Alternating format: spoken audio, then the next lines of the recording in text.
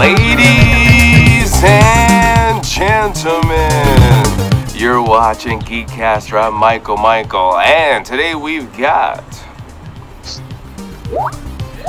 Dayveonne Bussey, Corey Davis, Taylor Leone, HJ Melly Rock.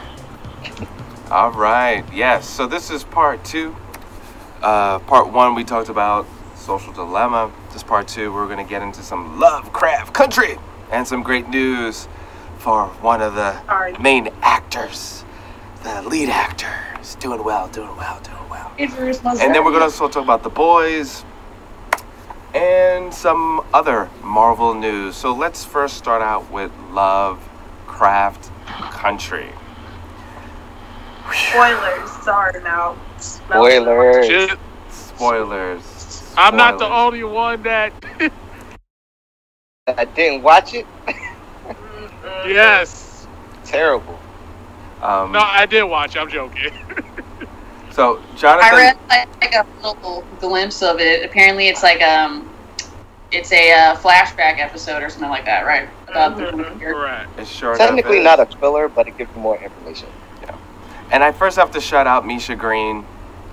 I'm going to follow you now. I want to know more about you. You are a really great writer. She created the show and writing the show, and she's doing a great job. Lovecraft Country takes place in the 1950s. In this particular episode is a flashback. We see the lead character played by Jonathan Majors, which we're going to talk more about him because he's knocking it out the park. Where basically we find out he had a love, his first love. And his first love was kind of possessed. Or actually is the demon itself, right? No, she's possessed. She's possessed. It's a mix of the two, I would say. It's a right. Like the mother wanted the. Say it again. Whoa. The way that she references herself, you would think that she herself is the demon, or maybe she's lost herself. So I'd say it's someone who has control of some emotions and has to can learn to love, but as a whole, you would think of them as a monster. No, I think she was. Alright, so huge spoilers, right? The father obviously committed the ultimate taboo with the daughter. The mother found out, went to the shaman, summoned the Kumiho to put inside the daughter to kill the father, right? But in order to get the daughter back, the daughter had to pay a price. And so it's basically she's possessed and she can't be free until the demon inside her pays that toll, which is collecting 100 souls.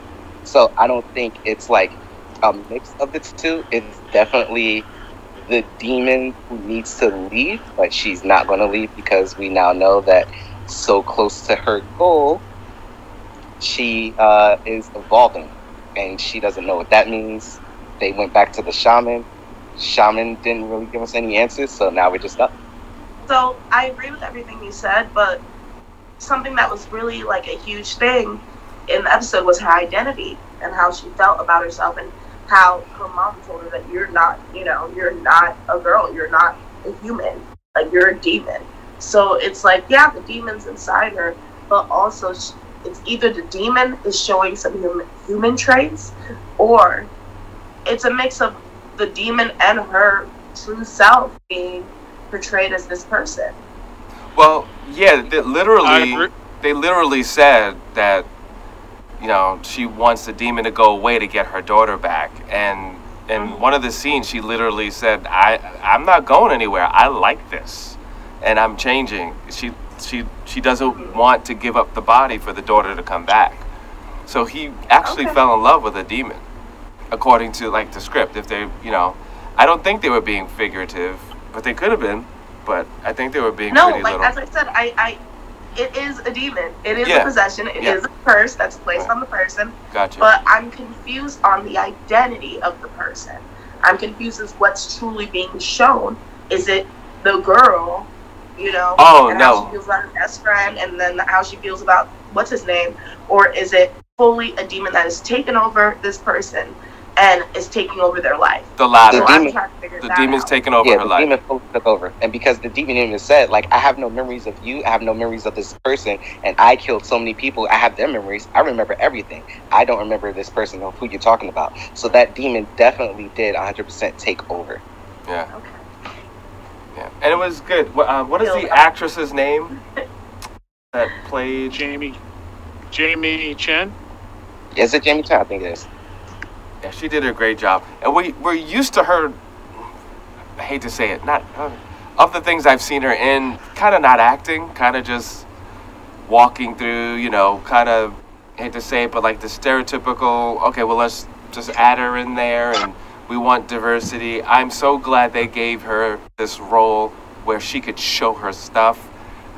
This particular episode really gave her opportunity to show some depth in her acting skills, and I am very, very, very confident that she'll be able to do a lot more meaty roles after this. I'm very, very proud of her.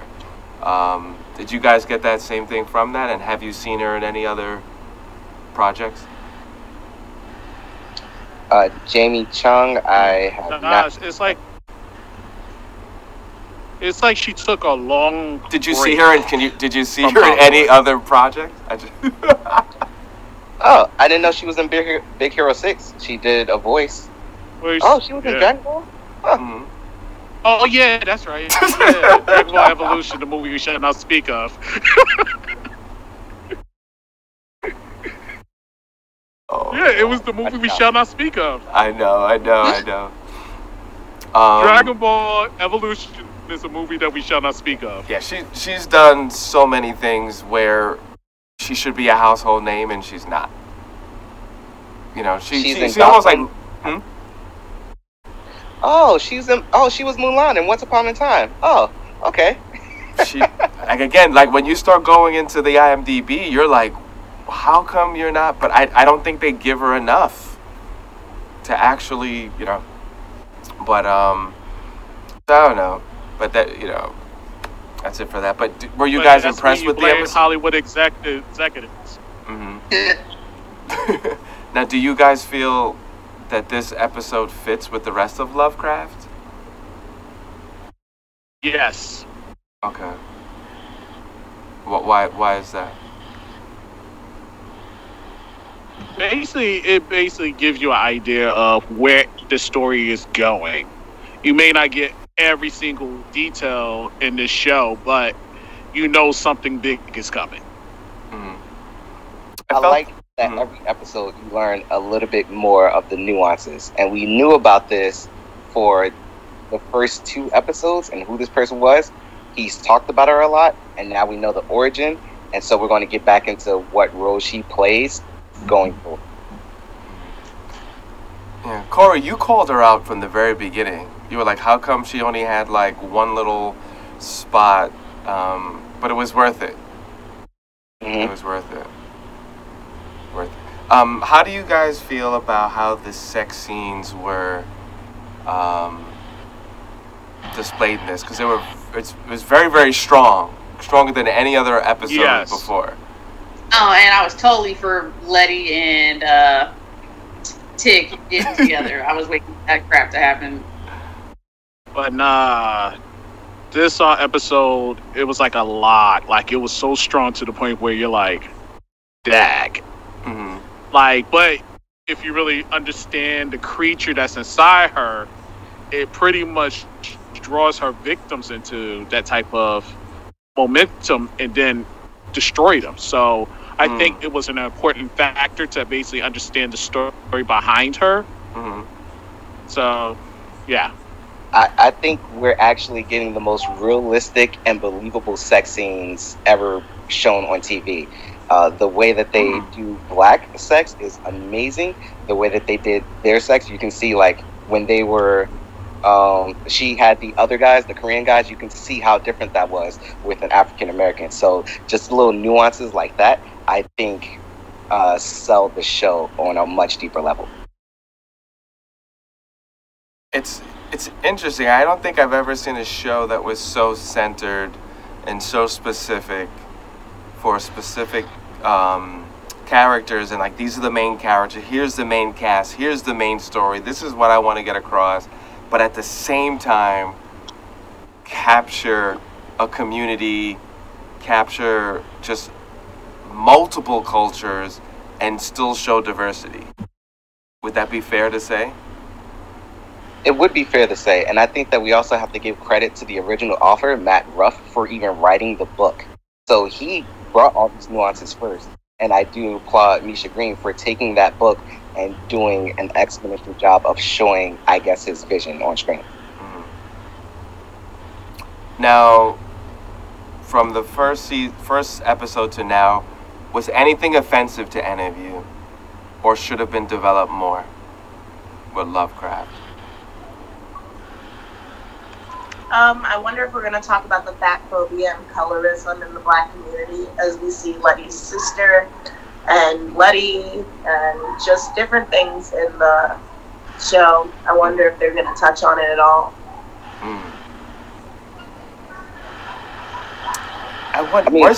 Was there fat phobia back then? Because thicker women were more desirable back in the day. You can see George's wife Hippolyta. No one has an issue with plus size women. Was there fat phobia back then, y'all? I don't think so. I don't know. No, I don't think so. We don't know. Jesus. I mean, I would say beauty standards have changed. Yes, there was a time where plus size women, one, meant you were wealthy and you ate well, and that was desirable. And that's, I mean, you'll see statues of, I wouldn't call them like plus size really, but a little like extra love than like a skinny, like Taylor Swift looking woman. But this was like fat phobia, of course. That's like asking if homophobia and like everything has been around. It's been around since like the creation of the universe, I would say. Well, since human beings started walking on Earth, let's just say that. I just don't think it was to the degree where it was an issue in society. I think it was, especially during the 50s, more natural. Because if you look at all the ads from the 50s, they were regular sized women with curves, with rolls. There was no fat phobia that came like in the modeling age in the 70s when everyone had to be slick, thin, and chic. I think this happened before. Do you have any like real like history or research on that? Because we can do that research and then speak on it, but generalizing, I feel like a lot of these things take place. Of course there's going to be colorism, back then. It's literally saying like, in all the show right now, the only two plus size women you've seen is Hippolyta and what's her name's sister. So I'm just saying, and I'm just seeing from my eyes a plus size woman. We're touching on a lot of different things. They touched on the gay community. They touched on a lot of different things. So when they touch on fat phobia and colorism, not the party. They were not just.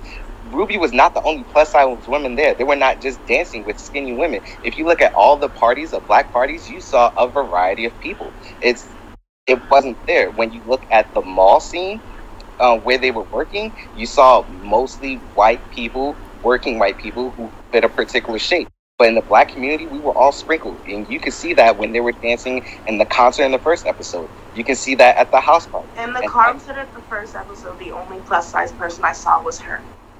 I mean, regardless that, there could be 20,000 plus size people. That doesn't eradicate fat phobia. I know, I'm not saying that. Right? But you know what? I think we should do some research and we do an episode on it, because from what I've heard doing even with school, like PR and media, there was a sharp shift.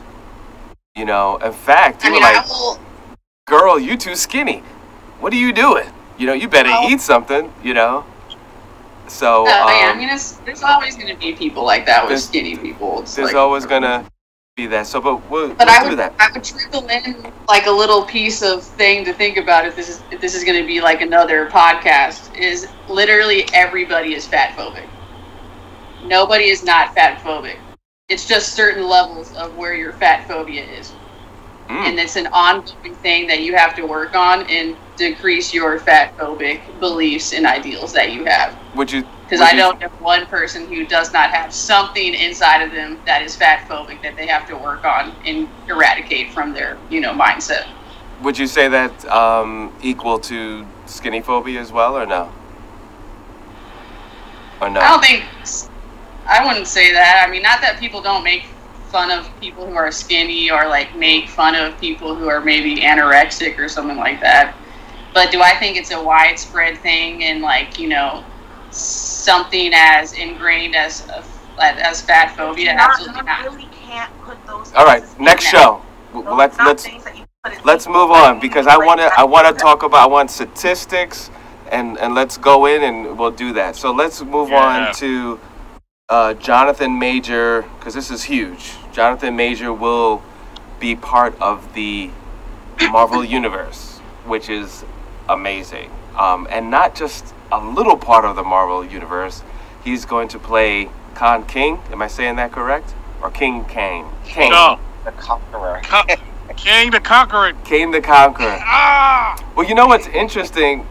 I know him as being Iron Man, the young Iron Man. And so he posed as young Iron Man, but he was really in disguise. Also, for when, basically near the beginning with the Avengers, correct? Am I right that he's like one of the the first major villain with, Fantastic Four. No, Fantastic Four. Mm-hmm. King the Conqueror, Galactus, whatever you want to call him. Right. Yeah. So, yes. So, but anyway, he's gonna be a part of that, and that is huge.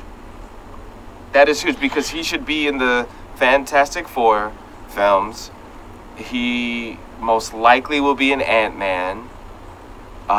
He possibly could be just show his face in the is it Loki? The Loki series? Possibly. Yeah. Mm-hmm. Because they mentioned him a lot on the... Yeah. Is he connected to anything else, Dayveonne?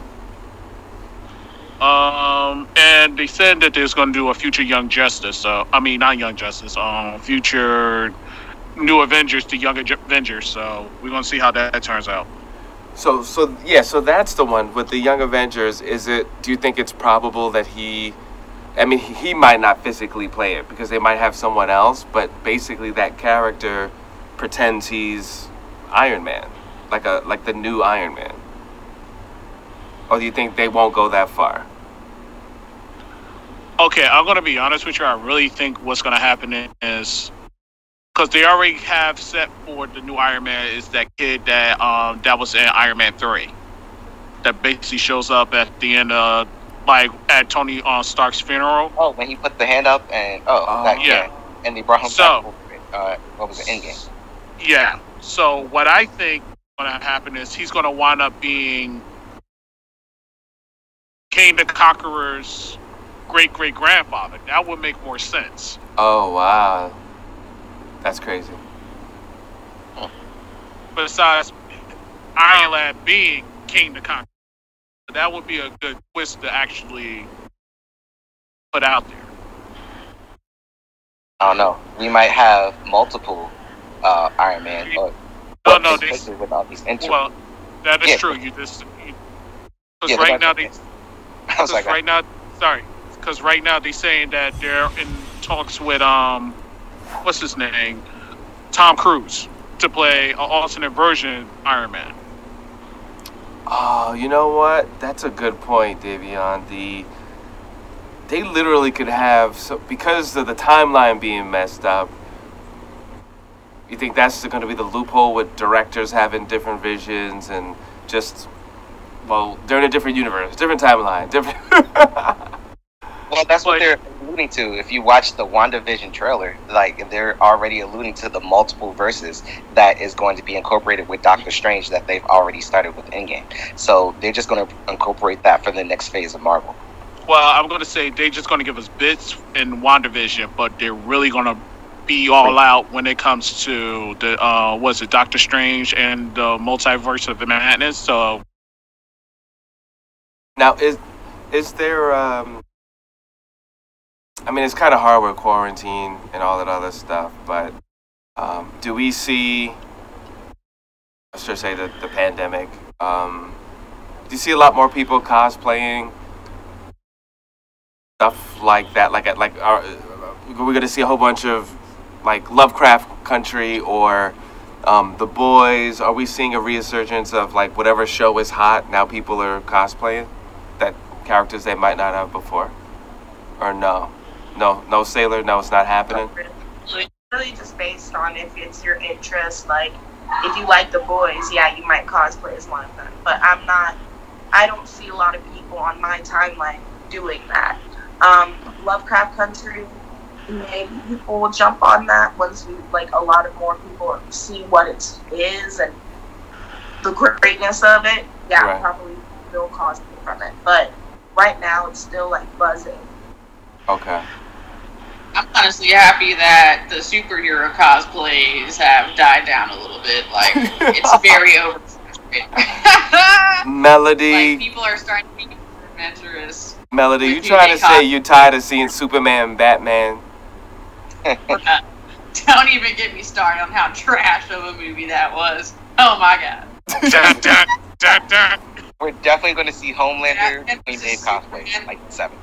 Might be worse than Justice League, and that movie was some booty butt cheek, okay?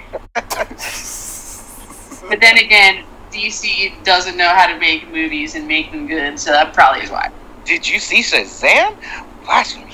Nah, I didn't see Shazam. I heard good things about Shazam. Shazam was good. I'll say that. Shazam was like, out of all the DC live action, well, they're number 1.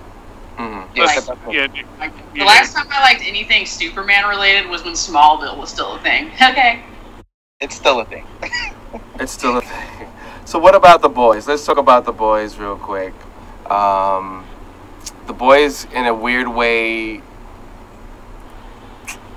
they're kind of making fun of social media. They're making fun of people's thirst for superhero films, their thirst for toys.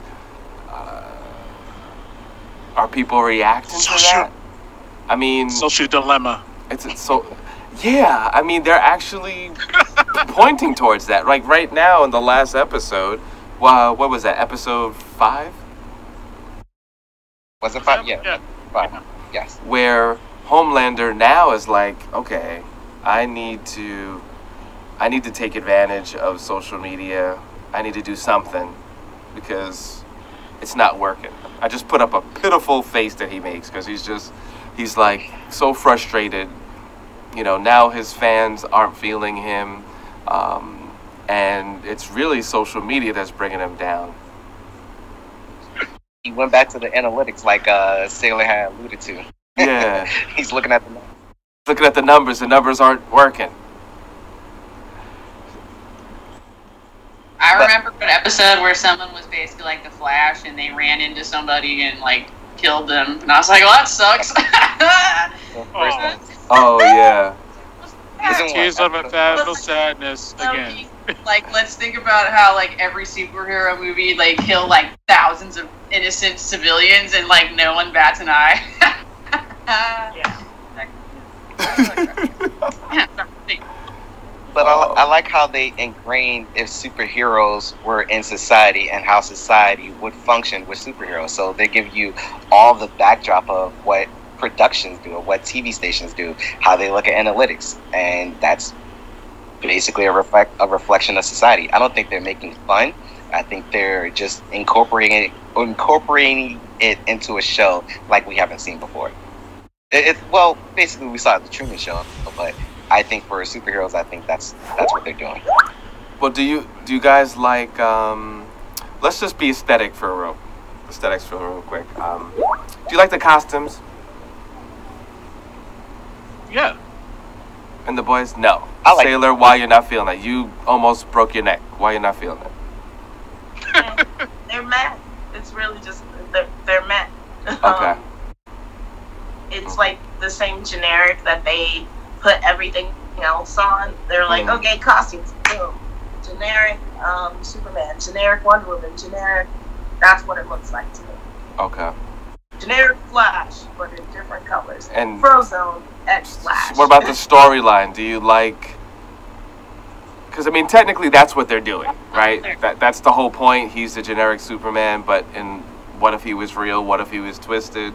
But you're not feeling it. It doesn't speak to you. Like, why bother go there? It's not her. It's not your cup of tea. No. Yeah, I mean, like when we talked about it last week, it's not really a show I enjoy too much, but I do understand the basics of it. I know why. It's like, well, you've never seen superheroes be real people, and it's like, okay, cool, but also, Corey, I know you really like the show.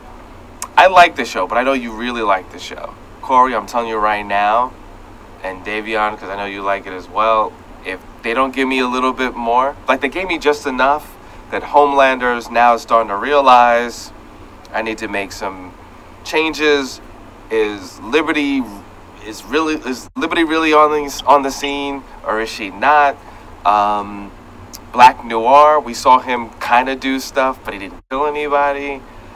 I need some meat the next episode, or I might have to tap out. Don't give me a little bit of story to let me hold on. Right. I agree with you, because I think last episode was the first time we've gotten a filler episode, because that's basically what it was. It was a filler episode, slowly gear the storyline into whatever direction they're going to take next week. Okay. Well, basically tomorrow we'll find out. But I didn't really feel the episode. There was one scene where we saw a guy in a hospital play with a little lighter. Okay. That's actually going to be another super introduced from the comic book. I believe that's going to be Lamplighter. Not sure if how they're going to incorporate him into the show, but that's the only nuanced thing that I got from that episode. Other than that, it was a waste of time. No, well, yeah, he's going to show up in this season, so just get prepared. Be prepared. Okay. All right. Well, everybody, give everybody out there your social media, and we have 1 minute, so do it fast. Dayveonne Bussey on all social media platforms except for Instagram, Shamal Williams, and Twitter, Shamal Williams. Corey Davis on Facebook. I am GT3 on IG and Twitter. Sailor Leone. You can find me under Sailor Leone Cosplay on IG and Facebook, and Sailor Leone on Twitter. I go by Melly Rock on Instagram, Twitter, and then Melly Rock Cosby on Facebook. There's like 1,001 underscores, so good luck trying to find me. But anyways. There's 6 on her Instagram. Nice. I'm Michael7Michael on Instagram. You can go to GEEKCASTER on Instagram, as well as GeekCaster.com. Thank you, everybody. You're watching GeekCaster. And say it again. After show? Yeah, we could do it. We closing this out. Go to the website for the after show for stuff that we don't post other places and what we don't put online. All right.